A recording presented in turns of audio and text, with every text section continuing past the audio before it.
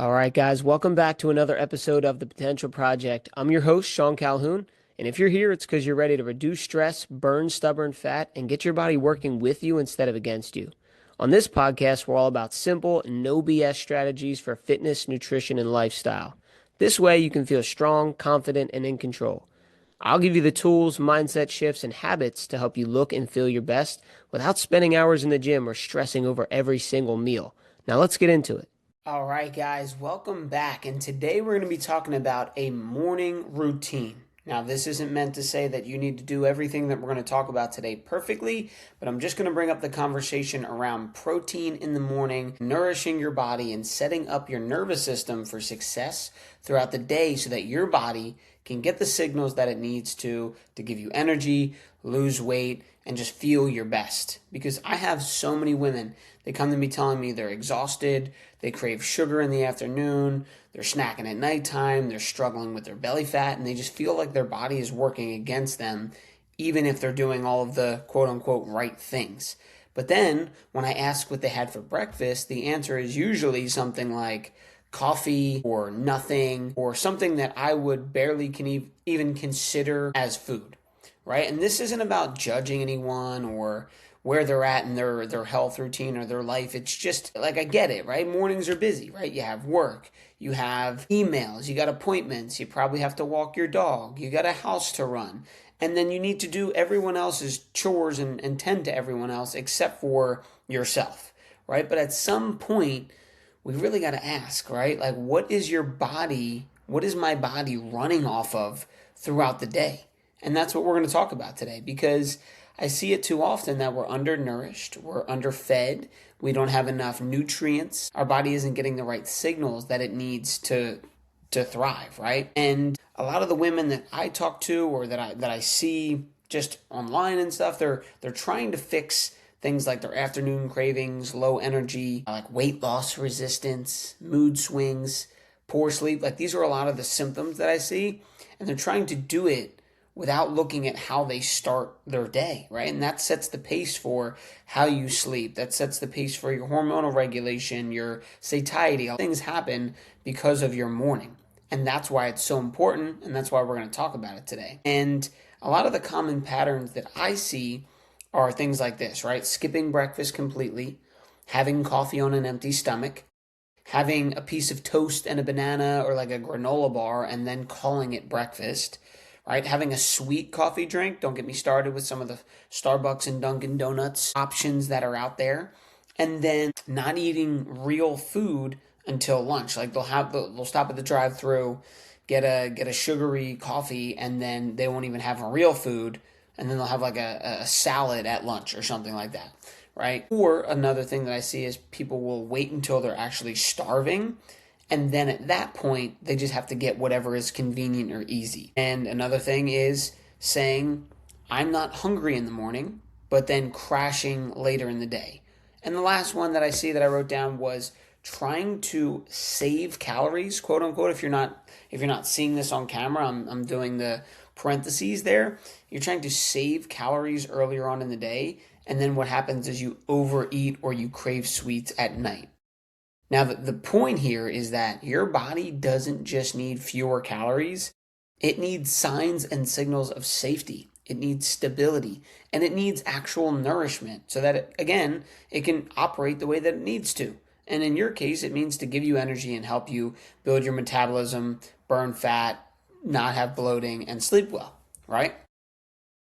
Now, the big one that I run into a lot, and I'm a coffee person, but it is the fact that coffee is not breakfast, right? Coffee is not the enemy. You can love coffee, you can drink coffee, but a lot of my clients, they drink coffee, but not coffee by itself as the meal or the only thing that they have in the morning.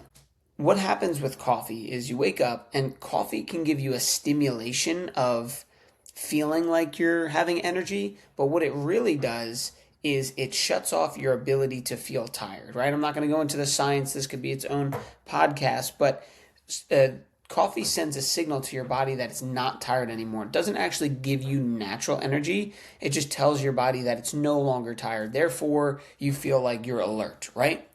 And the point that comes with this is that coffee, even though it does that, it's not providing you with things like amino acids, fiber, or stable fuel to get you a few hours down the road or throughout the day. It's sorry, I got an itch in my eye. That has got to get taken care of. Wow, sorry about that. So when people say, I feel fine in the morning with just coffee, I think the better question to start asking is, do you feel fine at 2 p.m.? Or do you feel fine when you're craving things after dinner? Do you feel fine when you're trying to go to bed and you're laying there wide awake at night? And do you feel fine when your mood crashes, right? Those are better questions to start asking, right? Because that coffee that you're having first thing in the morning, it might be helping you get through that moment and give you a sense of like my hot, fresh coffee. Like I enjoy it too, don't get me wrong, I'm a coffee drinker. And it might be helping you get through that moment, but it might not be helping your body feel supported the way it needs to throughout the rest of the day.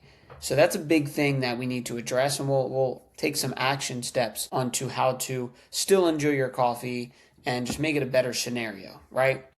Now, the big one is protein and why protein matters at breakfast so much, right? Protein, you've heard it a million times. It's probably the fad word of 2024 and 2025 that everyone's talking about protein, protein this, protein that, to the point where they even throw protein on labels to make you think that something is healthy because it has protein in it. Again, another conversation.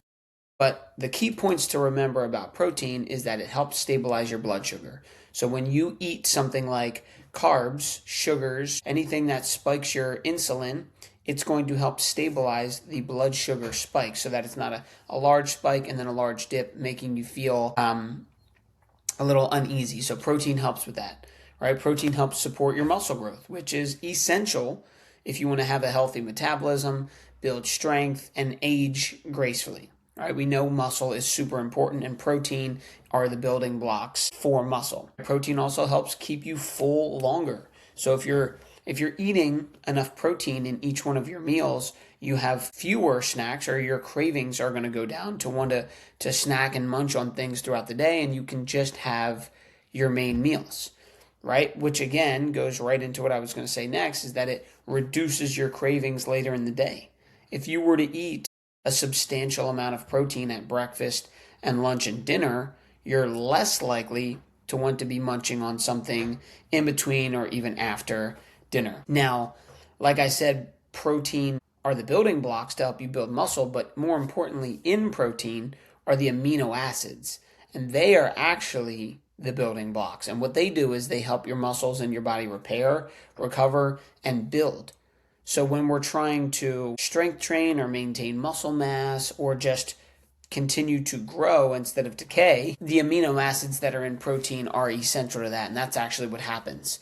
So protein at breakfast, when we're consuming it earlier in the day, is helping women stop playing catch up with their food and their body all day long, right? When you miss protein in the morning, you're not just missing breakfast, you're creating this deficit and this void in your body that your body's trying to make up for throughout the rest of the day. And it's going to continue to do that until it gets what it needs.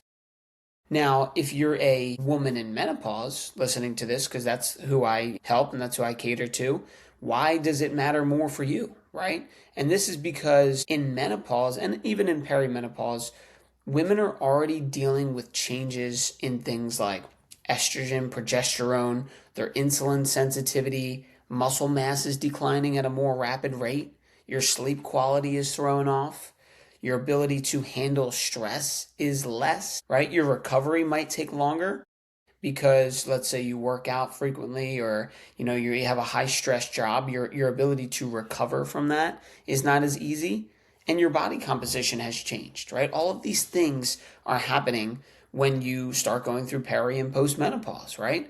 So when a woman in that stage of her life starts her day with just caffeine and very little nourishment, she's probably adding more stress to the equation to a body that is already just asking for support, right? Your body is craving for nourishment and recovery and rest and yes, to grow and to do those things like strength train and do things like that. But it wants to limit the stressors on its body.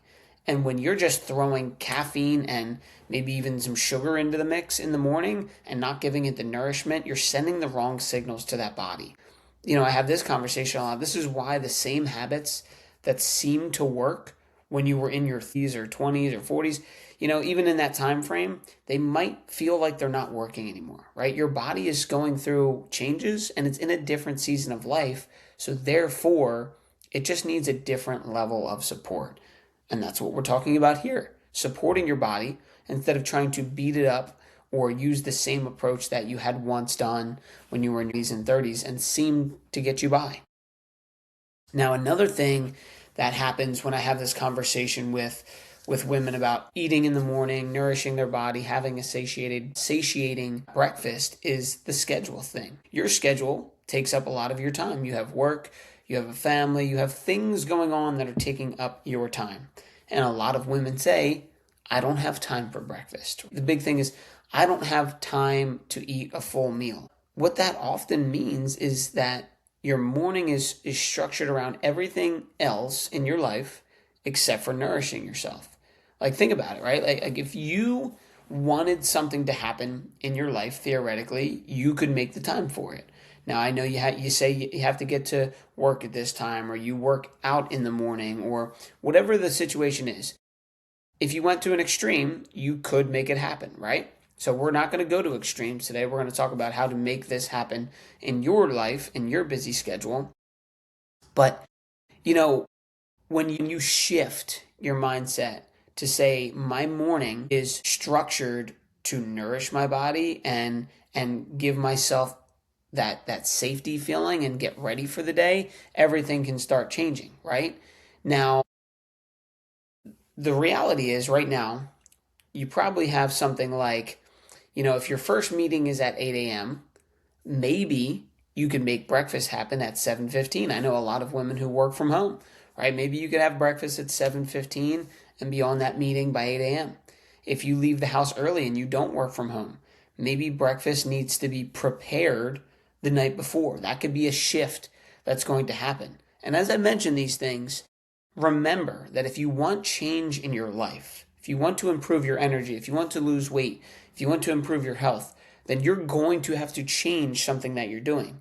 Because at this current moment, if you don't like where your energy, your weight, your health, your life is, that means you've done certain things that have led you there. And therefore, the same thoughts will lead you there and the same actions. So we need to change our thoughts, we need to change our actions, and therefore get a different outcome. So I'm not asking people to do anything extreme, but just realize when I mention some of these things and you have that resistance pop up, that's your body trying to stay comfortable in the mode, in the schedule, in the thought patterns that it's already occurring, right? So if you want things to change, be open to different thoughts, be open to different actions. So again, if you leave the house early and you don't have a lot of time in the morning, maybe you can prepare a breakfast the night before and keep it in the fridge. If you are someone who is not hungry in the morning, maybe you start with eating something smaller and train your body over time to expect more nourishment in the morning. This doesn't mean you need to have 7 eggs, turkey bacon, and sweet potatoes in the morning. That means you start off with something smaller and just get your body used to even having some nourishment in the morning.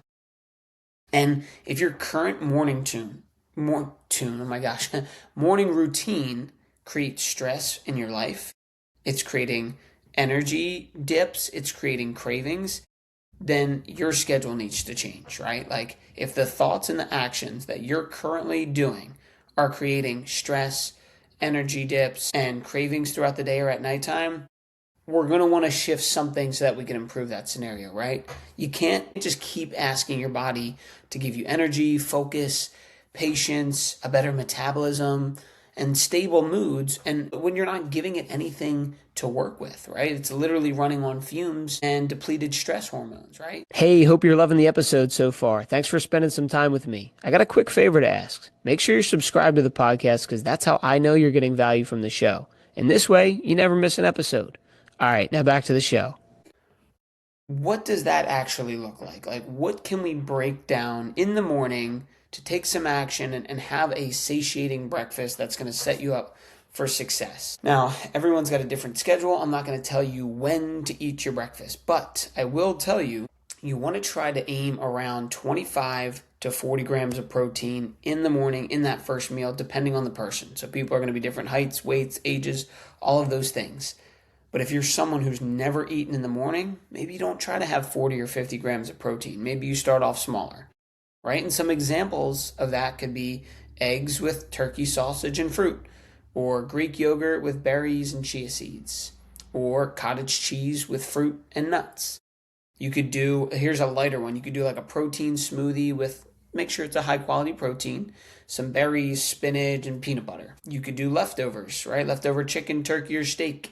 Another one that a client of mine does is an egg bake, where it's like peppers, onions, some chicken sausage, and eggs, like in a casserole style, where it's already pre-made. She cuts a little slice of it. She knows how much that slice is as far as like, how much protein is in there and things like that, and just heats it up. It's ready to go. And then another thing that I like to do are like breakfast bowls with like eggs, ground turkey, some avocado, some sweet potato. That's a more like substantial meal that you need time in the morning to prepare, and also time of eating in the morning. Like you have to get your body used to eating food to be able to handle that much food first thing in the morning. Like you have to rev your metabolism back up over years of it being depleted. So maybe don't jump to that one. Maybe it's a little protein smoothie or something.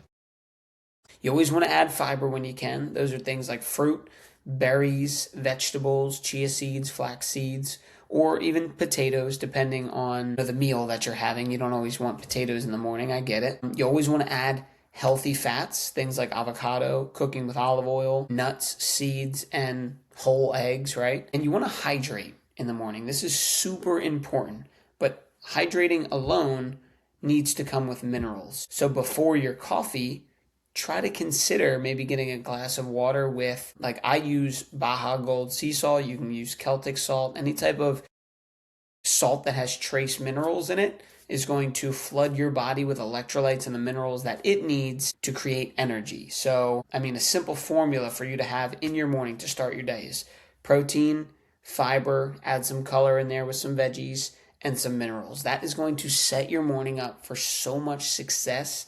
You're going to feel satiated. Your body is going to feel nourished.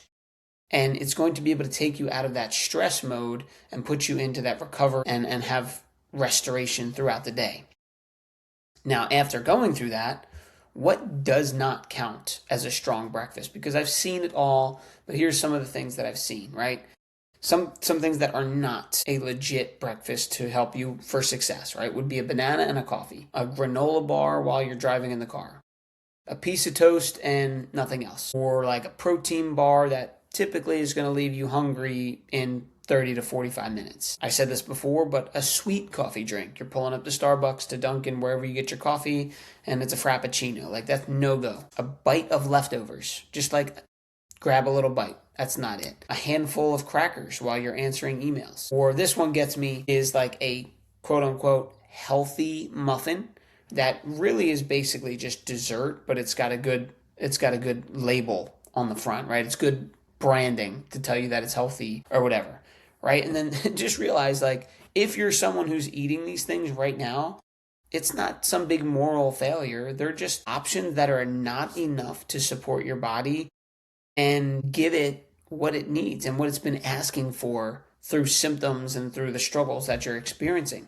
And then the other thing that happens a lot is either someone is doing that where they're eating some type of like fake breakfast, I'll call it, like some little thing that they think is breakfast, or people will just tell me straight up, like, I'm not hungry, right? And I get it, right? Right now, what your body's been going through is creating you to have a scenario where you're not hungry in the morning, and that's okay, right? And some reasons for that is your body could be used to running on stress hormones and caffeine, and that's just its normal situation, right? You could have eaten too late in the day, or the night before, I should say, and then that's slowing down your digestion.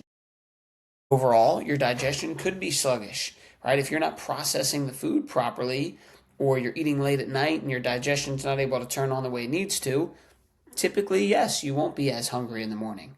Maybe your sleep is off, and sleep is where a lot of restoration for your body happens, right? And it's able to give you the energy and the ability to turn on your metabolism in the morning.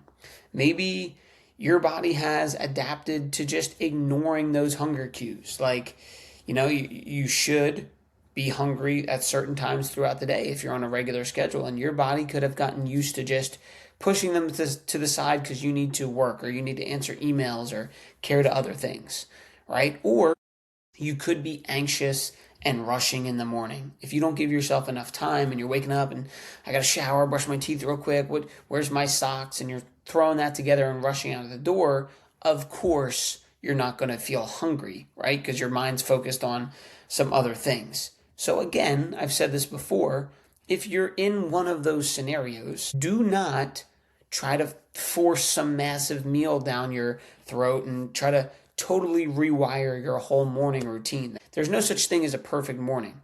I'm just giving you some suggestions as to what you could adjust. Starting with something small is my approach to this, right? Maybe you have a hard-boiled egg and a piece of fruit. Maybe you have a small protein smoothie with not too many ingredients in there. You could have a little bit of Greek yogurt, a little bit of cottage cheese, a bite of leftovers. You could do some bone broth, right? Plus like a small little protein source.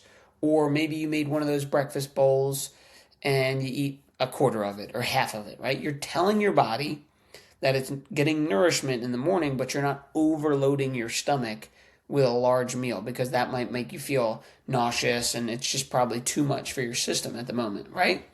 And you can build that habit before you get to having the perfect breakfast. Like we mentioned before, like a really good one would be some eggs, some sweet potatoes, maybe some turkey bacon, avocado, right? Like that bowl is very nutritious, very satiating. If you're not there yet, at least you're starting the process of giving your body nourishment, and then you're building that habit into your lifestyle before you just snap your fingers and have this perfect situation in the morning.